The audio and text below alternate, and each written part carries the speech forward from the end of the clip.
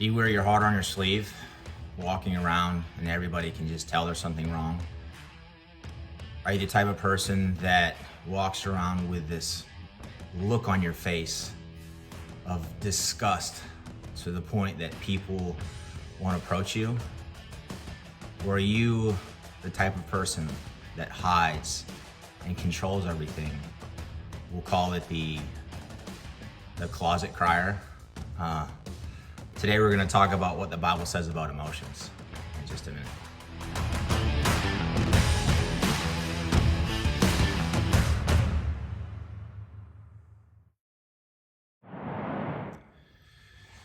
Good morning. Welcome back to another episode. Another great day, another glorious day, another day to be thankful.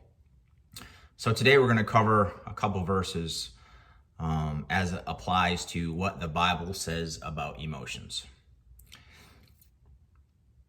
It's okay to show your feelings. Then Jesus wept. John 11:35. Be happy with those who are happy and weep with those who weep. Romans 12:15. A cheerful look brings joy to the heart. Good news makes for good health. Proverbs 15:30. How the king rejoices in your strength, O Lord. He shouts joy because you give him victory. Psalm 21:1. So I think it's important to talk about emotions. And some people don't hide them or don't choose to hide them or don't refrain from showing emotion in any given situation. The typical wear your heart on your sleeve type of person. I'm more of that type of person just because I am very empathetic to other people.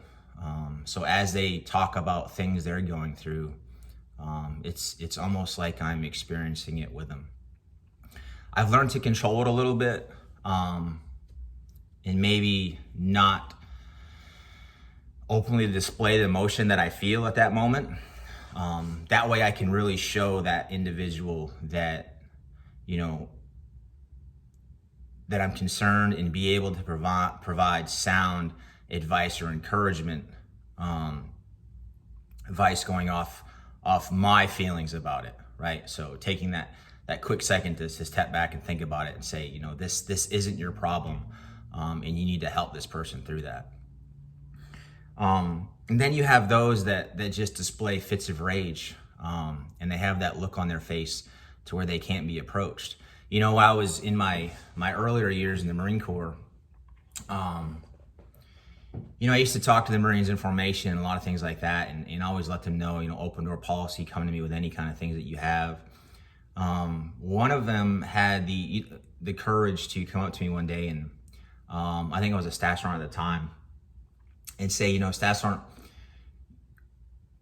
we just had this conversation that took place, and it kind of got personal. And he said, you always have had this appearance to where me and the other Marines felt like we couldn't approach you out of fear of like getting in trouble. And I was like, really?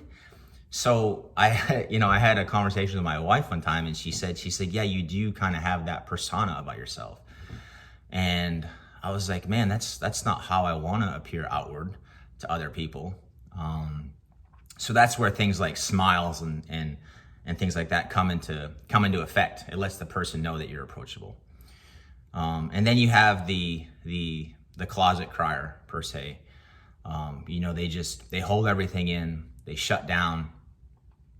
And when they're alone, they truly let it out. More of a in a personal nature, as to not show anybody else in fear of maybe how they think about you or something along that lines. And then you have the ones that are, the closet anger. They come home and they drink, or they take it out on their dog or in the gym or whatever it is that you do. So I think the overall point I'm trying to get here is that Jesus shared emotion.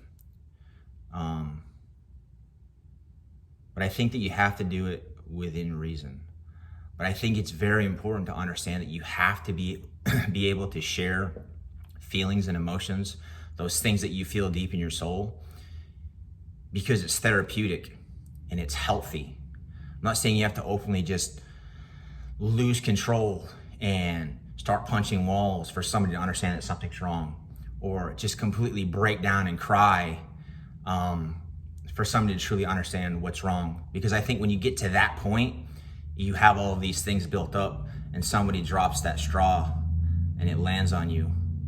That saying, the straw that broke the camel's back, they had so much weight on their shoulders that it just got to a point that one little thing is your breaking point.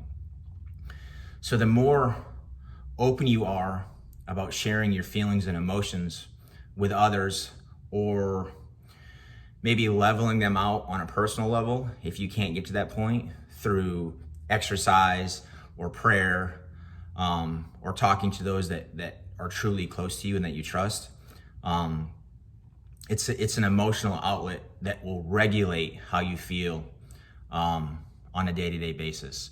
And that's just my recommendation. It's worked for me. And it's what the Bible says about emotions. So as always, I challenge you all to make God your priority every day. Wake up humbling in thanksgiving. Thank God for all the things He's put in your life. Pray for the things that you need. There are no selfish prayers.